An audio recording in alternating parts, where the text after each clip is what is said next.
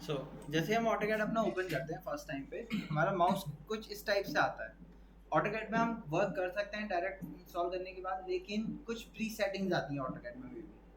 अब उन उन सेटिंग्स में मैं जनरली प्रॉपर वर्क नहीं कर पाता हूँ, तो मैं उन सेटिंग्स को कुछ चेंज कर लेता हूँ जिससे कि वर्किंग ईजिली और सही तरीके से होने लगे। जैसे कि प्रॉब्लम किस में आती है, जैसे आप देख सकते हो मैंने एल एंटर किया, मैं लाइन बना रहा हूँ, कुछ ब्लू कलर के पॉइंटर्स आ रहे हैं, है ना।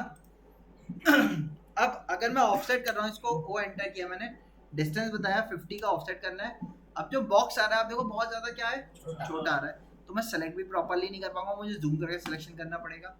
अच्छा, और क्या प्रॉब्लम आ रही है, आप देखो जैसे मैं एल एंटर करता हूँ, एंड पॉइंट दिखा रहा है, मैं मिडिल पे आ रहा हूँ, क्या मिडिल पॉइंट पिक कर पा रहा हूँ?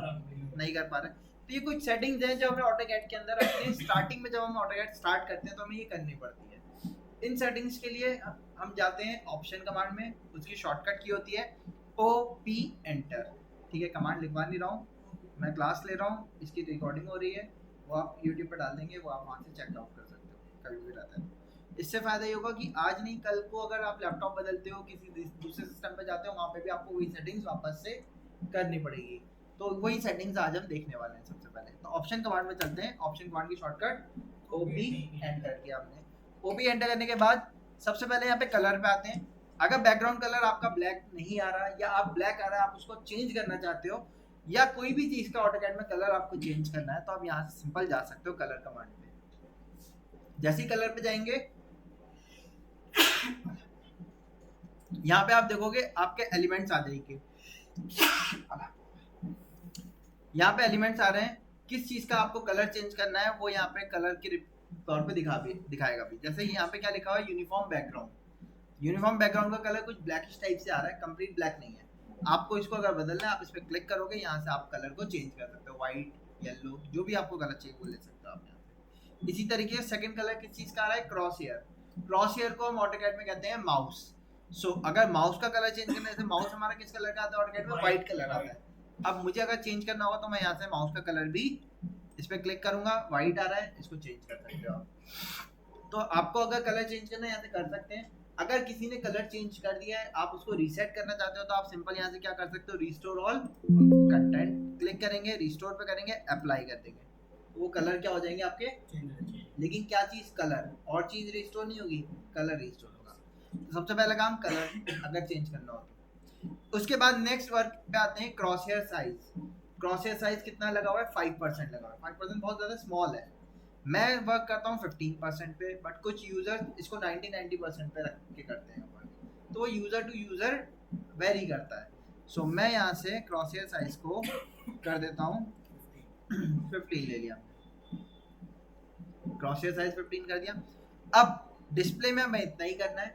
अगर आप चाहो तो यहाँ से कलर थीम भी चेंज कर सकते हैं। Colour theme by default dark लगी हुई है, आप यहाँ से लाइट भी ले सकते हो, आपकी मर्जी है। मैं लाइट नहीं ले रहा हूँ, मैं डार्क ही रखता हूँ। इसके बाद नेक्स्ट हमें जाना है यहाँ पे, ये वाला टूल दिख रहा है सबको, ड्राफ्टिंग। ड्राफ्टिंग पे जाना है। ड्राफ्टिंग पे जाके क्या करना है आपको, यहाँ पे आप देखोगे अपर्चर साइज लिख के आ रहा है। अपर्चर साइज को हम करेंगे चेंज। कितना चेंज करेंगे, इसको बढ़ाएंगे 90%। ठीक है, ये क्या है, जो प्लस साइन आता है उसके अंदर एक बॉक्स आता है बन के, वो अपर्चर साइज में कहलाता है, हमने उसको बढ़ा दिया। ये क्या है, ऑटो स्नैप मार्कर साइज। ये क्या है, जैसे हम लाइन कमांड में जाते हैं, एल एंटर करते हैं तो पॉइंट्स को पिक करता है, एक ग्रीन कलर का बॉक्स आता है, ये ऑटो स्नैप मार्कर साइज कहलाता है। आप इसके साइज को भी 90% पे सेटअप कर लो, क्योंकि अगर छोटा आएगा तो आपको, अगर पास में एलिमेंट है, मल्टीपल लाइन है आसपास, वहां पे हम सेलेक्ट करेंगे तो वहां पे हमें जूम कर करके सेलेक्ट करना पड़ेगा, प्रॉब्लम रहेगी। इसलिए मैं इसको 90% पे रखता हूँ। देन थर्ड टैब पे जाते हैं, सिलेक्शन। सिलेक्शन पे ग्रिप साइज। जब कोई कमांड नहीं लगी होती, हम एलिमेंट को सिलेक्ट करते हैं तो ग्रिप पॉइंट्स में टूटती है, जो स्टार्ट मिडिल एंड सर्कल के 5 पॉइंट आते हैं, उन पॉइंट्स के साइजेस को भी हम यहाँ से 90% पे सेटअप कर लेते हैं। और लास्ट हमारा पिक बॉक्स साइज। ये पिक बॉक्स साइज, जैसे ऑफसेट में ओ एंटर करते हैं, डिस्टेंस बताते हैं, तो एलिमेंट को सिलेक्ट करते हैं, वो सिलेक्ट पिक बॉक्स से होता है, तो इसका साइज भी हम बढ़ा देते हैं 90%। एक दिक्कत आती है भी, दूसरे से बताते ना, मामले याद नहीं रहता। हाँ, तो इसीलिए वीडियो बन रही है। अच्छा, ठीक है, मतलब आज लैपटॉप नहीं लिया, आज से 2 महीने बाद, 3 महीने बाद, साल भर बाद लिया, तो उस टाइम के लिए भी फायदेमंद रहेगी, यूट्यूब पे तो रहेगी। ठीक है, इसीलिए इसकी वीडियो बनाई हमने। ये चीज़ें सेट हो गई हमारी। इतना करने के बाद अप्लाई करने के बाद ओके कर दिया। तो यहाँ से हमारा इन चीज़ों का काम हो गया। अब मैं दिखा भी देता हूँ, जैसे आप एलेंटे करोगे, देखो ये बॉक्स साइज बढ़ गया, मिडिल अभी भी नहीं पिक कर पा रहा लेकिन बॉक्स साइज बढ़ गया। इसी तरीके से जब मैं ओ एंटर करता हूँ, ऑफसेट मैंने डिस्टेंस दिया 25 का, एंटर किया, अब देखो ये वाला बॉक्स साइज भी बढ़ गया। तो सिलेक्शन करने में आसानी होगी या नहीं होगी? माउस का साइज भी थोड़ा बहुत ठीक आ रहा है, ठीक। लेकिन अभी भी एक प्रॉब्लम आ रही है, वो प्रॉब्लम क्या है कि मैं मिडिल पॉइंट्स को पिक नहीं कर पा रहा। तो इन पॉइंट्स को पिक करने के लिए हम यूज करते हैं ड्राफ्टिंग सेटिंग्स का। ड्राफ्टिंग सेटिंग्स की शॉर्टकट की होती है DS एंटर। तो हमने DS एंटर किया, यहाँ पे हमारे ये टैब खुल के आएगा। इस टैब में आपको क्या करना है, ऑब्जेक्ट स्नैप वाले वैल्यू पे जाना है। आ रहा है ऑब्जेक्ट स्नैप, पहले तो ये चेक करो ऑब्जेक्ट स्नैप ऑन है या नहीं है। क्या लिख के आ रहा है?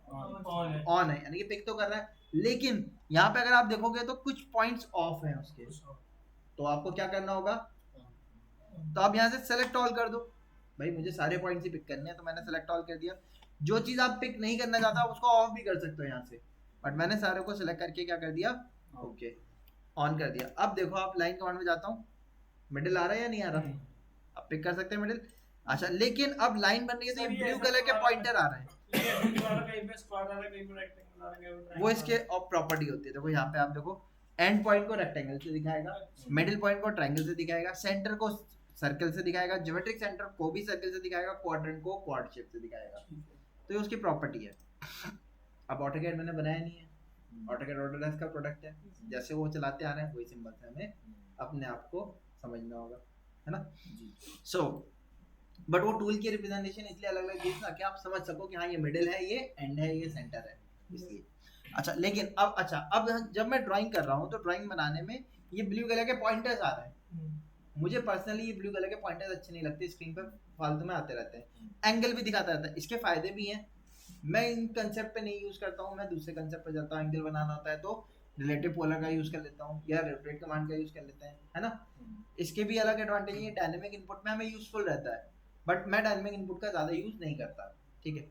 उसमें कुछ लिमिटेशंस है, इस वजह से मैं उसको यूज नहीं करता, क्योंकि वो एंगल के कंसेप्ट जो होता है वो 360 तक रखता है, 360 के ऊपर एंगल कंसेप्ट पे नहीं जा पाता वो प्रॉपर, ठीक है। तो इसलिए मैं डायनेमिक इनपुट का यूज नहीं करता हूँ। तो अब मुझे ये चीज़ नहीं शो करनी है ब्लू कलर के पॉइंटर्स जो है, तो इसके लिए हम क्या कर सकते हैं, इसके लिए मैं क्या करता हूँ जनरली, यहाँ पे आप जाओगे स्टार्टिंग में, जब आप ऑटोकैड ऑन स्टार्ट करते हो एंड इंस्टॉल करते हो, तो उसमें यहाँ पे कस्टमाइजेशन टैब आता है बॉटम राइट कॉर्नर पे, ठीक है। आप इस पर क्लिक करो, यहाँ पे जिस पे टिक लगा हुआ है ना वो सिंबल आपको यहाँ पे शो होता हुआ दिखेगा, जिस पे टिक नहीं है वो शो भी नहीं हो रहा होगा।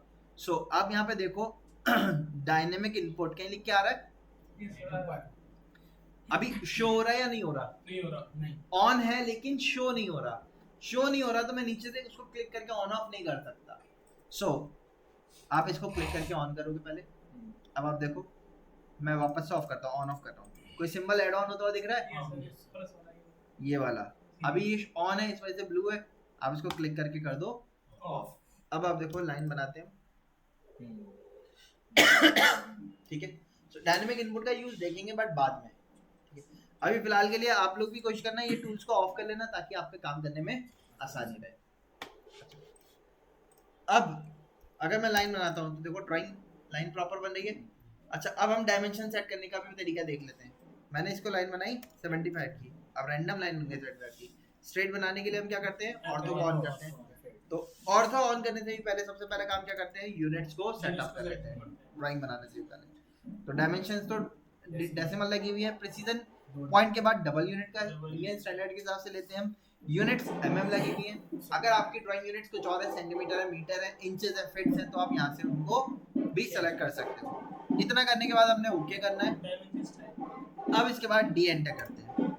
डी एंटर करने के बाद हम जाते हैं डायमेंशन स्टाइल मैनेजर।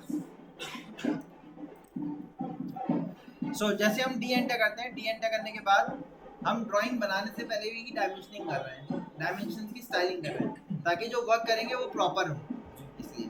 तो डी एंटर करने के बाद हम जाते हैं यहाँ से मॉडिफाई। मॉडिफाई में जाने के बाद आपके पास अलग अलग टैब्स ऑप्शन होते हैं। सबसे पहले हम जाते हैं प्राइमरी यूनिट्स। प्राइमरी यूनिट्स में जब आप जाओगे तो सबसे पहला काम यहाँ पे क्या करना है, ये चीज।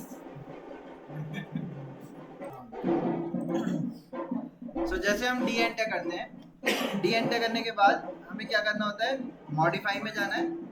मॉडिफाई में जाने के बाद यहाँ पे हमें अलग अलग टैब्स दिए गए हैं। इन टैब्स में से हम सबसे पहले चलते हैं प्राइमरी यूनिट्स में।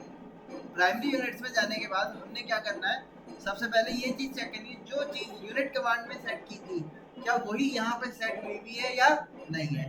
जैसे वहाँ पे क्या सेट था, डेसिमल, यहाँ पे भी डेसिमल, प्रिसीजन पॉइंट के बाद डबल यूनिट था, डबल रखा।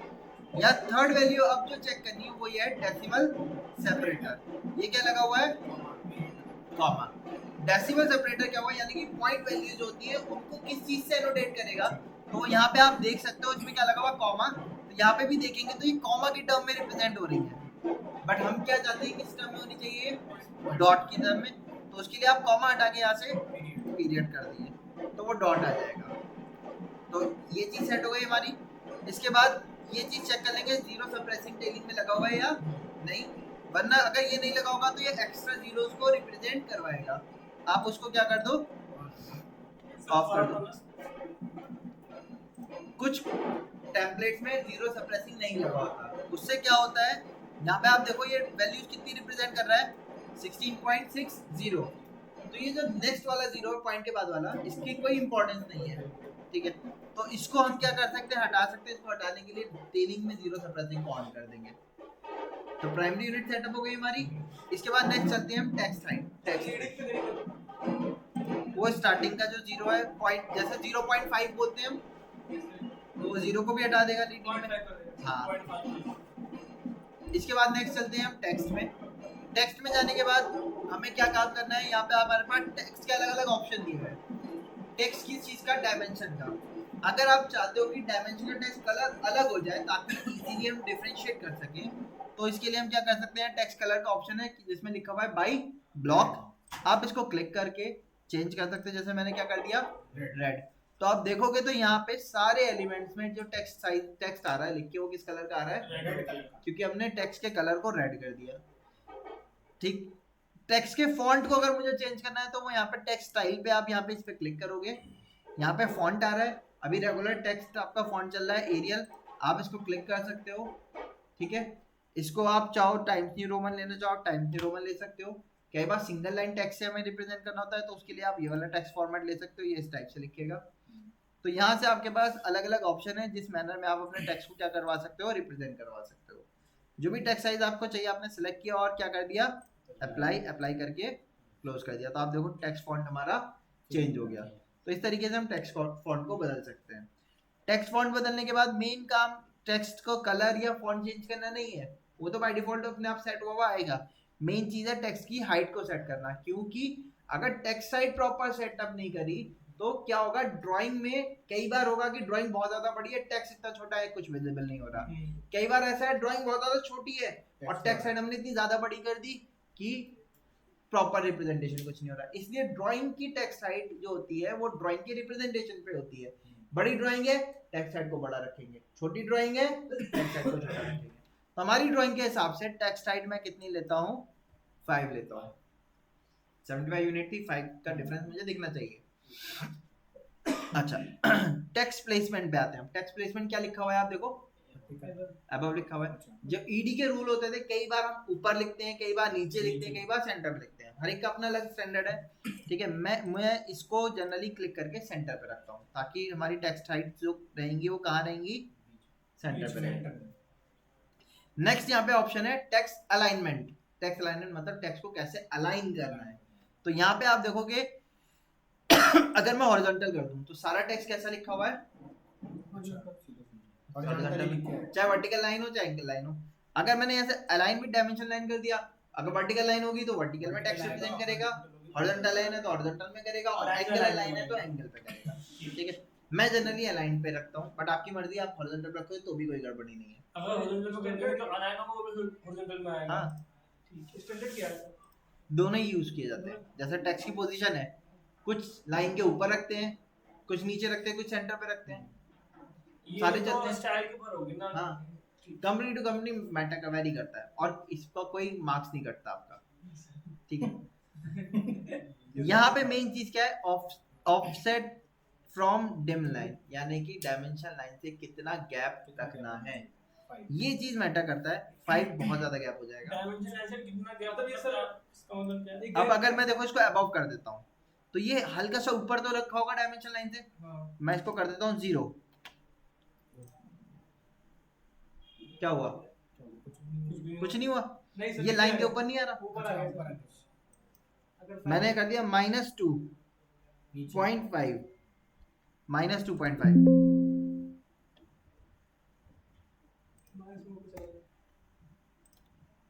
2.5 में ऊपर जाएगा क्योंकि मैंने यहाँ से क्या लगा दिया अबाउ 2.5। तो डायमेंशन लाइन और टेक्स्ट के बीच में गैप कितने का आ रहा है? 2.5 का। और मैंने यहाँ से इसको कर दिया सेंटर। अब कहाँ आने लगा? सेंटर बनने लगा। टेक्स्ट और डायमेंशन लाइन जो इन दोनों के बीच में एक हल्का सा गैप है, वो गैप कितना रखना है वो आप यहाँ से बता सकते हो। मैंने रखा है इस गैप को 1 का रख लेते हैं, 1 का भी बहुत होगा गैप ये, ठीक है।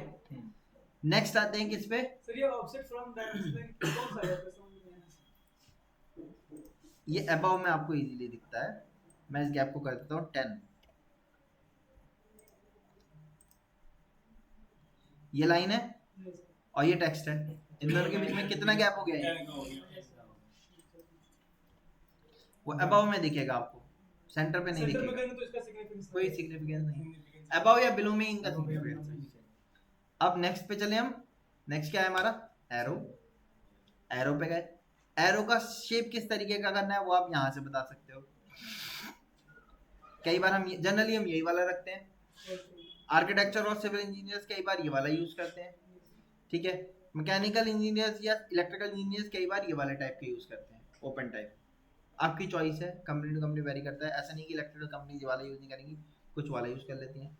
तो इट्स अप टू यू कि आपको कौन सा रखना है। मैंने अभी के लिए इसको चेंज कर दिया आर्किटेक्चर टिक में, तो स्लैश कर दिया। अलग-अलग फॉन्ट भी सिलेक्ट कर रखे हैं।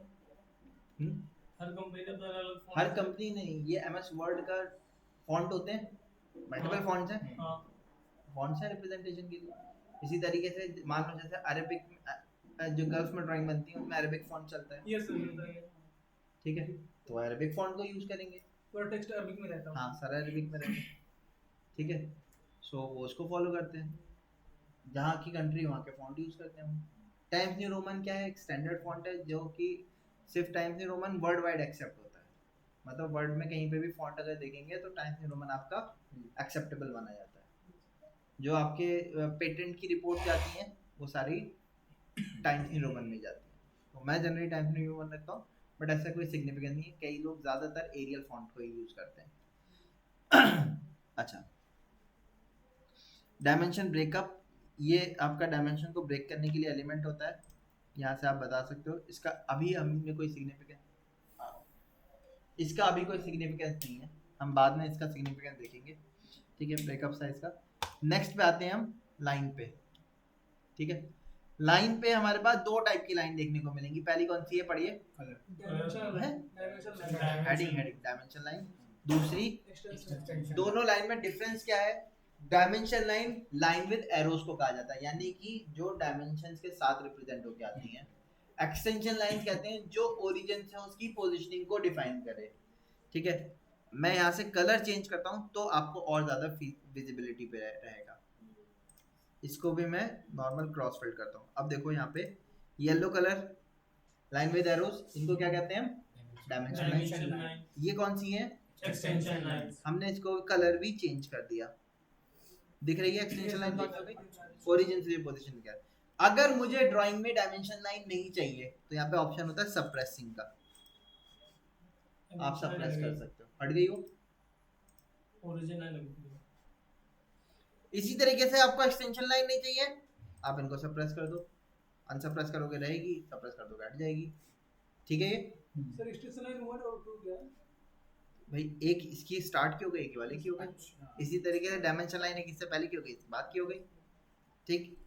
अब इसके बाद नेक्स्ट, ये चीज मैटर नहीं करती, लेकिन कोई अभी कलर चेंज करना कोई मैटर नहीं है, सप्रेस करना नहीं करना, क्योंकि हमें दिखानी ही है, जनरली दिखाते ही हैं। मेन चीज फोकस वाली ये वाली है। इसमें सबसे पहले क्या लिखा है? Extend beyond dim line. Dimension line के बाद कितना और एक्सटेंड करना चाहिए। सो मैं जनरली कोशिश करता हूँ चीजों को सेम लेने की। जैसे टेक्स्ट हाइट कितनी रखी? 5, एरो साइज भी 5, ठीक। लेकिन ये जो वैल्यू होती है हेडर बनाते हैं तो हेडर टेक्स्ट हाइट का हाफ के रेस्पेक्ट में बनाते हैं, तो हाफ कितना हो जाएगा? 2.5।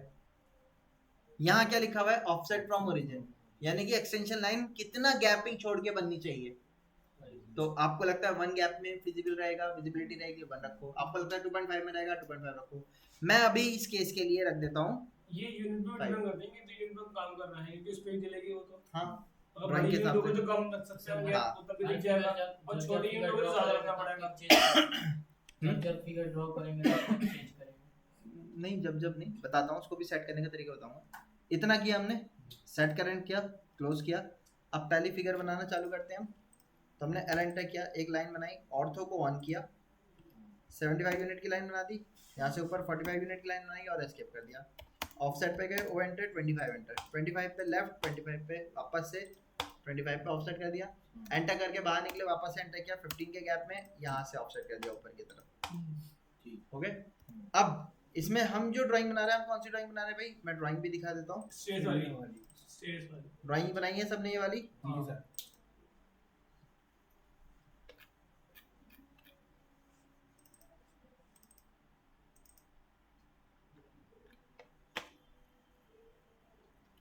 ये वाली ड्राइंग बना रहे हैं हम। 75 की ये थी, 45 की थी, 25 के गैप हो गए, 15 के वाले गैपिंग हो गए। अब मुझे ये वाले एलिमेंट्स को हटाना है, तो इनके लिए क्या करते हैं हम, ट्रिम कर देंगे। Trim shortcut DR double enter, हमने इसको ट्रिम किया।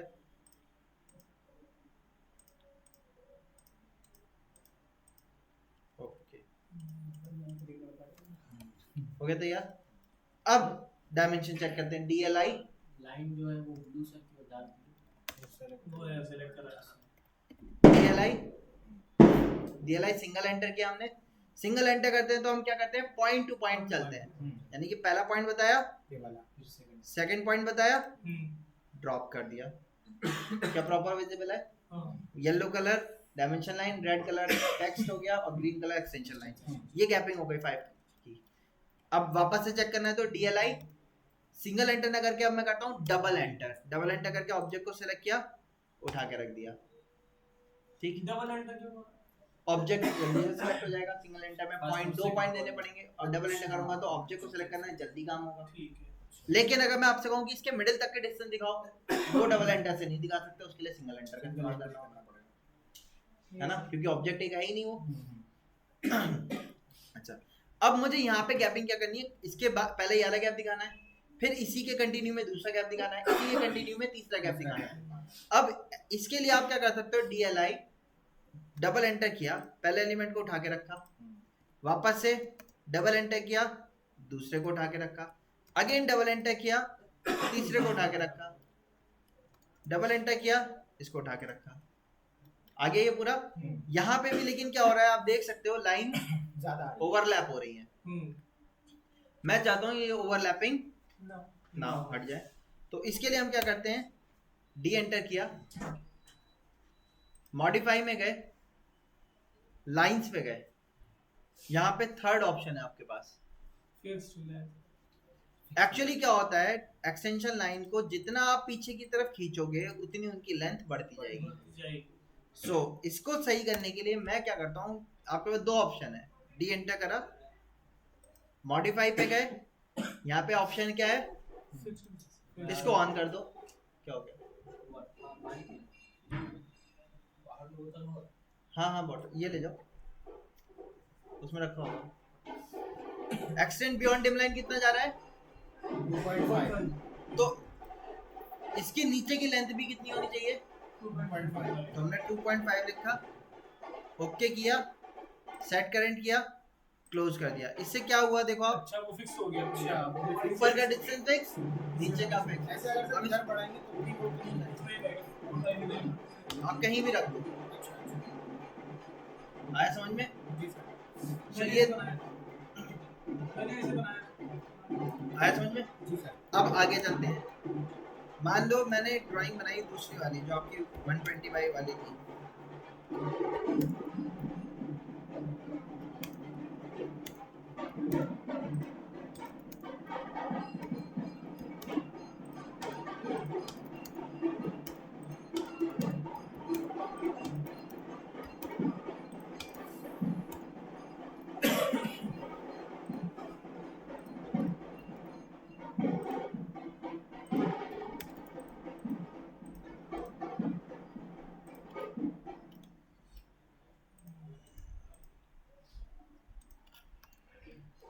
ये वाला शेप था।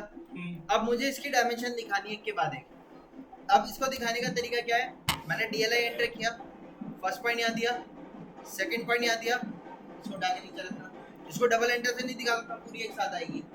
वापस से DLI एंटर किया, फर्स्ट पॉइंट दिया, सेकंड पॉइंट दिया, उठा के रखा। वापस से DLI एंटर किया, फर्स्ट पॉइंट दिया, सेकंड पॉइंट दिया, उठा के रखा। अब इसमें क्या है, मुझे पता है कि एक के बाद एक ही डायरेक्शन में मुझे डायमेंशन दिखानी है। ऐसे में मैं क्या करता हूँ, ऐसे में मैं यूज करता हूँ डायमेंशन अबाउट कंटीन्यूअस लाइन। लेकिन डायमेंशन अबाउट कंटीन्यूअस लाइन के लिए ये लिमिटेशन है कि पहला गैप आपको DLI से देना पड़ेगा या DAL से देना पड़ेगा, ठीक है। पहला गैप, क्योंकि वो डायरेक्शन पे डिपेंडेंट होगा और डायरेक्शन को पहले आपको जस्टिफाई करना होगा। तो मैंने क्या किया, DLI लिखा, पहला गैप कहाँ से चलना हूँ, राइट से लेफ्ट की तरफ। तो फर्स्ट क्लिक राइट, जहाँ पर कंटिन्यूटी होगी। हाँ, मुझे आगे डायमेंशन लेफ्ट की तरफ चाहिए ना, तो डायरेक्शन भी मेरी वैसी होनी चाहिए, राइट से लेफ्ट की तरफ। हाँ, इसकी जगह पे अगर मैं यहाँ से चलता तो लेफ्ट टू राइट रखता। तो इस केस में मैंने पहला पॉइंट राइट में दिया, सेकंड केस लेफ्ट में दिया, उठा के नीचे रख दिया, कर दिया। अब आगे की डायमेंशन के लिए क्या कर रहा हूँ मैं, DCO। कोई कमांड तो नहीं लगी हुई अभी, देखो क्या DLI लगा हुआ है, नहीं, कोई कमांड नहीं लगी हुई। DCO लिखा और DCO लिखने के बाद एंटर कर दिया। जैसे ही DCO लिखने के बाद एंटर किया, यहाँ क्या पूछा, स्पेसिफाई सेकंड पॉइंट। मैंने कोई पॉइंट क्लिक किया क्या, वो ऑटोमेटिकली DLI का जो लास्ट पॉइंट होगा उसने उसको अडॉप्ट कर लिया फर्स्ट पॉइंट के तौर पे। अब आपको क्या करना है, आगे की तरफ, तो आपका टाइम बचेगा। इसी तरीके से और एक ही लाइन में आएगा, आपको सोचना नहीं पड़ेगा कि आगे रखूं पीछे रखूं मूव करूं, एक लाइन में आ जाएगा। अब देखो, अब मुझे डायमेंशन किधर की तरफ चाहिए, डायरेक्शन बदल रहा है या सेम है। तो पहला गैप DLI से दिया, पहला पॉइंट नीचे दिया, सेकंड पॉइंट ऊपर रखा और उसको उठा के साइड में रख दिया। अब क्या कर दिया, किधर रखना है, क्लिक कर दिया, ठीक है। अब मान लो मैं कहीं डायमेंशन दिखा रहा हूँ, अब मुझे लग रहा है गैप छोटा है, 15 बीच में नहीं आना चाहिए था, साइड में आ जाता कहीं पे। जैसे यहाँ से हटाना चाहता हूँ, तो आपको क्या करना है, कोई कमांड तो नहीं लगी हुई, डायमेंशन को जाके सिलेक्ट करना है, सिलेक्ट कर लिया, टेक्स्ट के ऊपर माउस को लेके जाना है।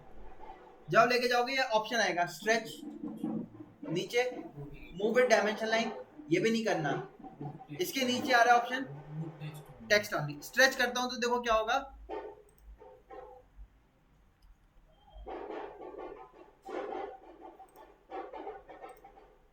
खिंच के आ गया नीचे, सेलेक्ट किया मैंने। मूव विद डायमेंशन लाइन में क्या होगा,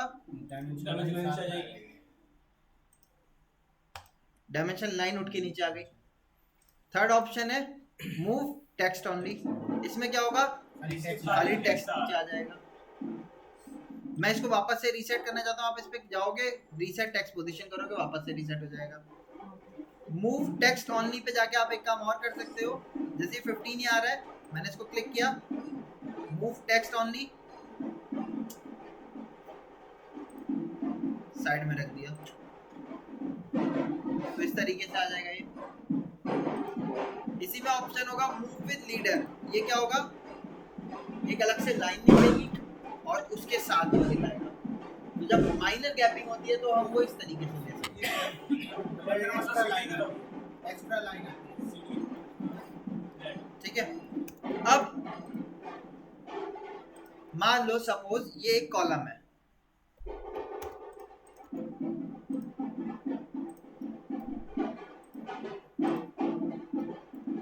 या डायोड है, कोई भी चीज है, जैसे पोल होते हैं, सपोज ये डायोड या पोल ऐसे कोई एलिमेंट है।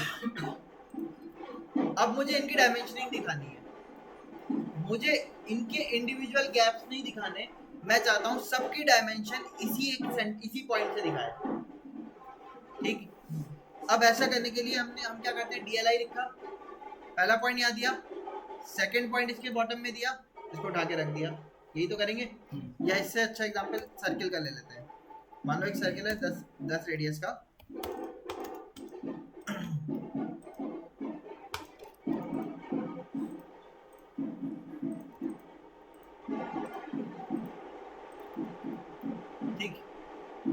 अब मुझे इनकी डायमेंशन जो दिखानी है वो इसी सेंटर से दिखानी है सारों की। तो क्या करना पड़ेगा, DLI लिखेंगे, पहला पॉइंट दिया, सेकंड पॉइंट दिया, उठा के साइड में रख दिया, आ गया। गैप ज़्यादा हो गया कुछ, तो डिस्टेंस छोटा हो जाएगा। मैं इनको पास पास ले आता हूँ।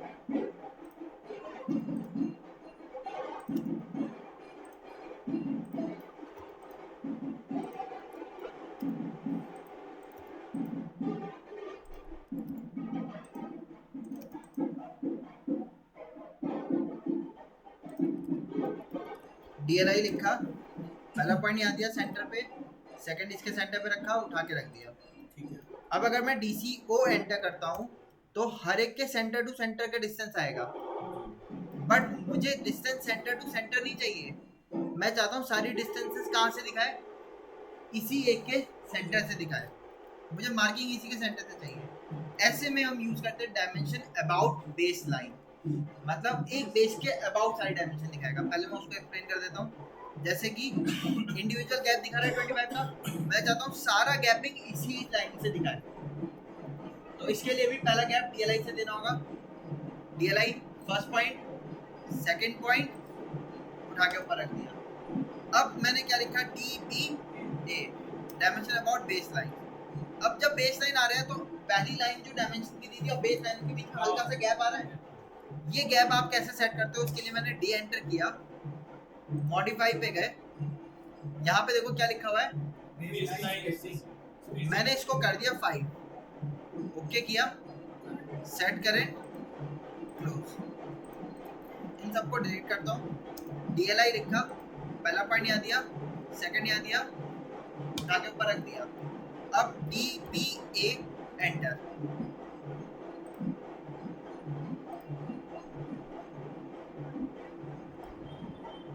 कहाँ से काउंट कर रहा है, बेस लाइन से इधर वाली। और इंडिविजुअल के बीच में गैपिंग कितनी की है, 5 का। जितनी टेक्स्ट आईडी उतना गैप, उससे थोड़ा सा ज्यादा रखते हैं जनरली, ताकि क्लैरिटी बने रहे। हाँ, तो 7 है तो 10 ले लो आप। लेकिन आपको क्या करना पड़ेगा, बेस लाइन में आपको वापस से डायमेंशन देनी पड़ेगी।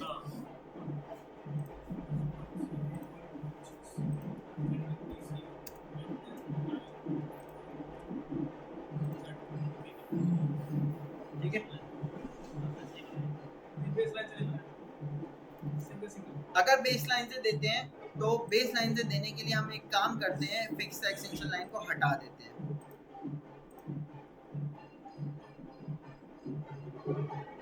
अगर बेस लाइन से देना होता तो फिक्स लाइन को हटा देते हैं, तब वो ज्यादा प्रॉपर आता है। ठीक है, बताओ यहाँ तक समझ में आया। अब सभी से डायमेंशन निकल आएगी प्रॉपर। ये बेस लाइन वाला कमांड क्या था, DBA